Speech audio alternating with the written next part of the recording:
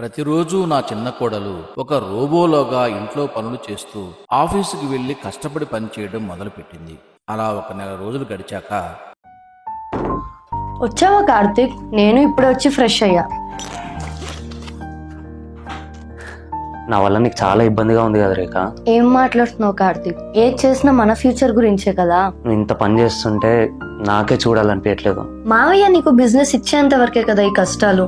ఏం పర్లేదు, అయినా రేపు నా శాలరీ పడుతుంది. హోమ్ లోన్ డబ్బులు తీసుకెళ్లి ప్రేమ్ బావకి ఇచ్చేసి. సరే రేఖ.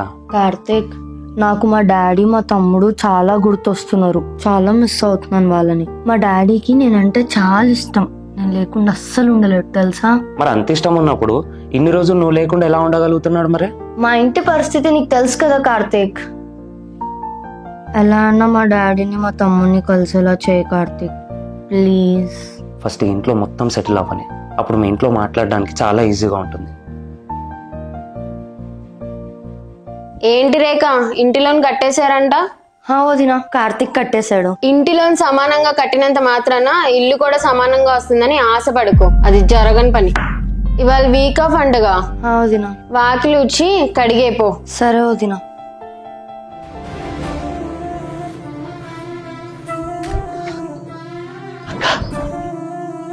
రే, ఇక్కడికి ఎందుకు వచ్చినావు? వద్దు, నేనే వస్తా, ఆగు. ఆ గల్లీ చివర నేనే వస్తాను.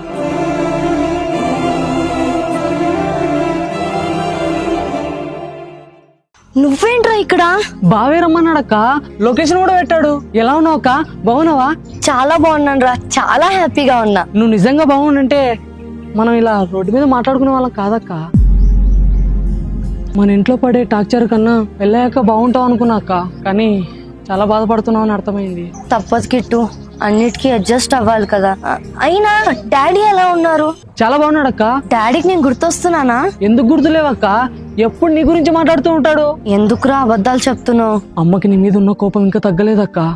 నాన్నకు నువ్వు గుర్తొచ్చిన ప్రతిసారి నీ గురించి తప్పుగా చెప్పి ఆ కోపాన్ని ఇంకా పెంచుతుంది. పిన్నితో మాట్లాడదామని చాలా సార్లు కాల్ చేశాను రా, కానీ తిట్టి ఫోన్ పెట్టేసేది.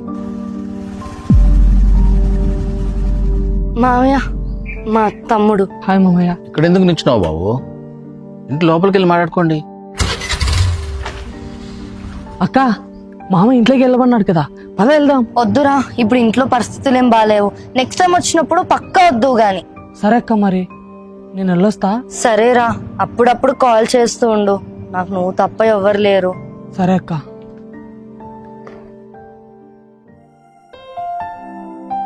ఇక్కడ ఎందుకు నిల్చున్నావు బాబు? ఇంటి లోపలికి వెళ్ళి మాట్లాడుకోండి.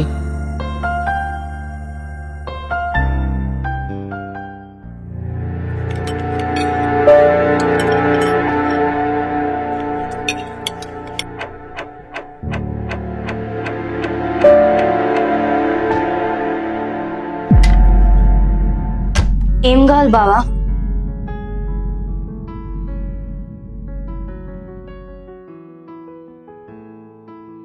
బా, ఏం దొరకట్లేవే.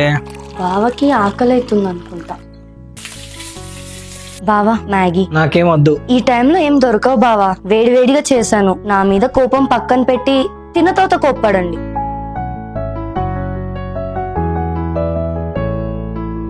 థ్యాంక్స్ అమ్మా, చాలా లేట్ అయిపోయింది. నువ్వు వెళ్ళి పడుకోపో, నేను తినేసి పడుకుంటా. రవి అన్న వాళ్ళ ఫంక్షన్కి వెళ్ళాలి, అందరూ ఫాస్ట్ గా రెడీ అయ్యండి. అమ్మా లోకి, నువ్వు ఇంట్లోనే ఉండమ్మా, ఒక 2 hours వచ్చేస్తాం. సరే డాడీ. రేఖ, ఫాస్ట్ గా రెడీ అవ్వు. మా రవి పెద్దనాన్న వాళ్ళ ఇంట్లో ఫంక్షన్ ఉంది, అక్కడికి వెళ్తే మా చుట్టాలు అందరూ ఉంటారు. అందరికి నేను నిన్ను పరిచయం చేస్తాను. సరే కార్తీక్. ఫాస్ట్ గా రండి, తొందరగా స్టార్ట్ అయిదాము. నేను రెడీరా. నేను కూడా రెడీ డాడీ. పదండి వెళ్దాం. ఫాస్ట్ నాడు, లేట్ అవుతుంది. ఏయ్, నువ్వెక్కడికి వస్తున్నావు?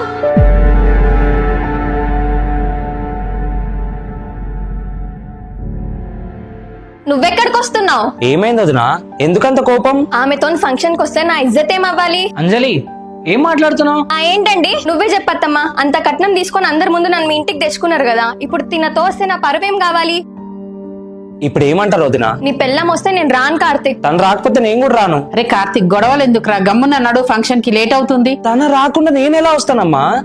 గమ్మున కారెక్కు, ఫంక్షన్ టైం అవుతుంది. నువ్వు రాకపోతే అక్కడ నన్ను అందరూ అడుగుతారు.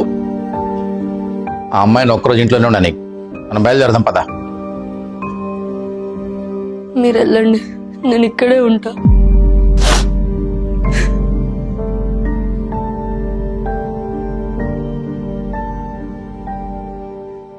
అమ్మా శ్రావణి, ఇక్కడ బాగా వాన పడుతుందమ్మా. అవునమ్మా, ఇక్కడ కూడా చాలా వర్షం పడుతుంది. మేము రావడానికి చాలా లేట్ అవుతుండొచ్చమ్మా. ఇక్కడ సైడ్ రోడ్లన్నీ బ్లాక్ అయినాయి. పర్లేదమ్మా, మీరు నెమ్మదిగానే రండి.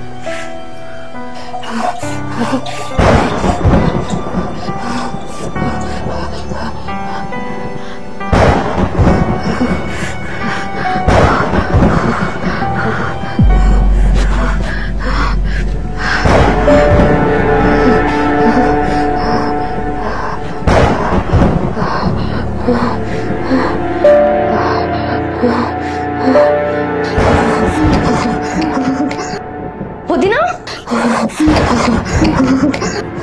ఏం కాలేదు. వదినా, ఏం కాలేదు.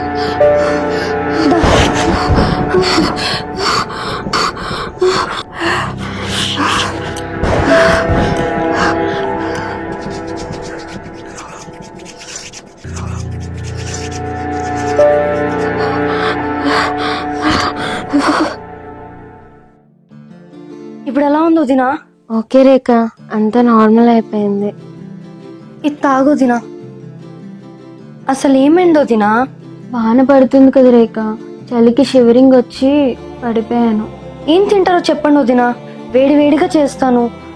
తినేసి పడుకుంటే అంతా సెట్ అవుతుంది. ఏమొద్దు రేఖ, ఒకసారి నువ్వు ఇక్కడ కూర్చో. రేఖ, నీకు నా మీద కొంచెం కూడా కోపం లేదా? చ మీ మీద నాకెందుకు ఉంటుంది వదినా కోపము? ఇంత టార్చర్ చేశా కదా, నా మీద కొంచెం కూడా కోపం లేదా? ఇప్పుడు ఒక మనిషి గురించి తెలిసి కూడా మీరు ఇబ్బంది పెడితే కోపం వస్తుంది, కానీ నా గురించి మీకేం తెలుసు వదినా? ఒకవేళ నా గురించి తెలిసి కూడా మీరు నన్ను ఇబ్బంది పెట్టుంటే నా అంతటా నేనే వెళ్ళిపోయేదాన్ని వదినా. సారీ రేఖ, నేను చాలా ఇబ్బంది పెట్టాను. అయ్యో, ఎందుకు వదినా సారీ? నువ్వు నాకన్నా పెద్దదానివి, అవన్నీ వద్దు. సరే గాని, మీ అమ్మ నాన్న గురించి, నీ గురించి, మీ లవ్ స్టోరీ చెప్పవా? మా అమ్మ నేను చిన్న ఉన్నప్పుడే చనిపోయింది వదినా.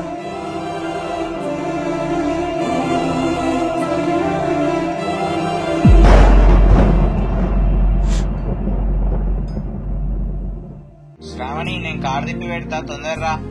సరే అండి, వచ్చేస్తున్నా. వదిన, నాన్న ఎక్కడ ఉన్నారు? మామయ్య రూమ్ లోనే ఉన్నాడు శ్రావణి.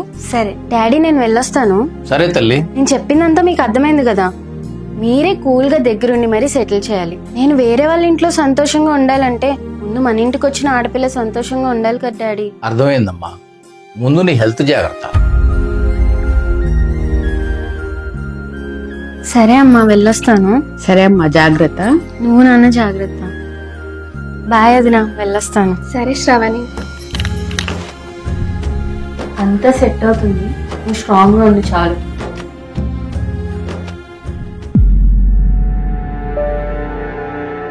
చూసావా ప్రేమ్, మీ చెల్లెని కూడా ఏదో మాయ చేసి బుట్టలో వేసుకుందా రేఖ. రేపో మాపో అత్తయ్యని మావయ్య అని కూడా ఏదో మాయ చేస్తుంది. ఏమైంది అంజలి నీకు? ఎందుకంత కోపం నీకు తన మీద? కోపమా? నాకా? దాని కన్ను మొత్తం ఇంటి పైనే ఉంది. సగం లోన్ కడుతుంది కదా, సగం ఆస్తి కొట్టేద్దామని దాని ప్లాన్. నిజంగానా అంజలి? నీకెట్లా తెలుసు? తను వాళ్ళ తమ్ముడితో కాల్ మాట్లాడుతుంటే విన్నానత్తమ్మా. అదంతా ప్లాన్ చేసినప్పుడు మనం ఎంత జాగ్రత్తగా ఉండాలి చెప్పు. అంతేం ఉండదు అంజలి, నువ్వే చాలా ఎక్కువ ఆలోచిస్తున్నావు. సరే నమ్మకండి, ముందు ముందు మీరే చూస్తారు కదా.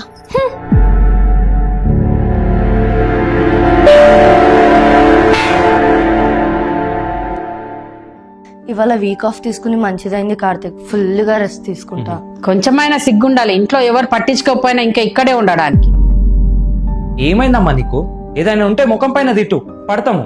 ఏందిరా తిట్టేది? నువ్వు చేసిన ఒక్క చెత్త పని వల్ల ఇల్లు ఎట్లా తయారైందో చూసినావా? లవ్ చేసినా, పెళ్లి చేసుకున్నా, ఇంట్లో ఉన్నా, అక్కడి వరకే ఆలోచిస్తావారా? నీకు పెళ్లి కాకముందు అందరం ఎంత ఆనందంగా ఉండేవాళ్ళం రా. ఇప్పుడు ఎట్లున్నామో చూసినావా? ఆ? మేము కూడా అందరితో కలుద్దాం అనుకున్న ప్రతిసారి ఏదో ఒక కారణం వల్ల మా మీద కోపం పెరుగుతుంది తప్ప కలవలేకపోతున్నాం అమ్మా. ఇల్లు ఇట్లుంటే నా వల్ల అవడం లేదురా. నాకు కూడా ఇల్లు ఇలా ఉండడం నచ్చటం లేదు లక్ష్మి. దాన్ని మార్చాలంటే మీ కోపాలని పంతాలని తీసి పక్కన పెట్టాలి. మన ఇంటికి ఒక ఆడపిల్ల వచ్చి 4 రోజులు పైన అయింది. తను ఎలా ఉంది, ఏ పరిస్థితుల్లో ఉందని ఒక్కసారి అడిగారా? రేఖ వాళ్ళ అమ్మగారు చనిపోతే వాళ్ళ నాన్నగారు ఇంకో పెళ్లి చేసుకున్నారు. సొంత తల్లి కాదు కాబట్టి ఏమాత్రం తల్లి ప్రేమ లేకుండా పెరిగింది తను. అప్పుడే వాళ్ళ పిన్నికి ఒక కొడుకు పుట్టాడు. తన చదువు మొత్తం గవర్నమెంట్ స్కూల్స్ కాలేజెస్ లో పూర్తి చేసి వాళ్ళ తమ్ముడికి మాత్రం మంచి చదువు ఇవ్వాలనే ఉద్దేశంతో తన సొంత కష్టంతో చదివిపించింది తెలుసా. తీరా పెళ్లి వయసు రాగానే ఎక్కడ కట్నం ఇవ్వాల్సి వస్తుందోనని లవ్ గురించి తెలియగానే వాళ్ళ నాన్నకి లేనిపోని మాటలు చెప్పి ఇంట్లో నుంచి బయటికి గెంటేసింది వాళ్ళ పిన్ని. ఇంత బాధ తనలో పెట్టుకుని కూడా ఈ ఇంటికి వచ్చినప్పటి నుంచి ఎన్నో బాధలు పడింది ఈ పిల్ల. నాకు తనకి ఏ దారి లేకపోవడం వల్లనే ఇలా పెళ్లి చేసుకోవాల్సి వచ్చిందమ్మా. ప్లీజ్ అర్థం చేసుకోండి అమ్మా. లోపలికి రావచ్చా అండి? డాడీ, లోపల రండి బాబు గారు. డాడీ మీరేం డాడీ ఇక్కడ? మీ మామయ్య పిలిచాడమ్మా, మేమన్నీ మాట్లాడుకున్నాం. నమస్కారం అమ్మా, నా పేరు రాజు, రేఖ వాళ్ళ ఫాదర్ని. నమస్తే అన్నయ్య. మా ఇంట్లో గొడవల వల్ల నా బిడ్డ చాలా కష్టపడ్డది. మీ ఇంటికి వచ్చిన తర్వాత కూడా తన వల్ల మీరు చాలా ఇబ్బంది పడ్డారు. నన్ను క్షమించండి అమ్మా. సారీ రేఖ, ఇన్ని రోజులు నేను చాలా ఇబ్బంది పెట్టాను.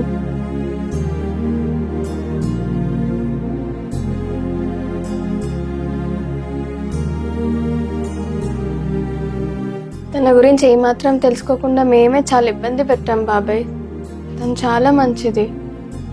ఇప్పుడు అందరికి కోపం పోయి క్లారిటీ వచ్చిందా? అయ్యిందేదో అయిపోయింది కార్తీక్. నేను మా చెల్లికి సారీ చెప్పిన. ఇప్పటి నుండి మేమిద్దరం ఒకటి. పెళ్లి మామూలుగా అయింది కాబట్టి రిసెప్షన్ గ్రాండ్ గా చేద్దాం. ఏ బాబు గారు? మీరు ఏదంటే అది బావగారు.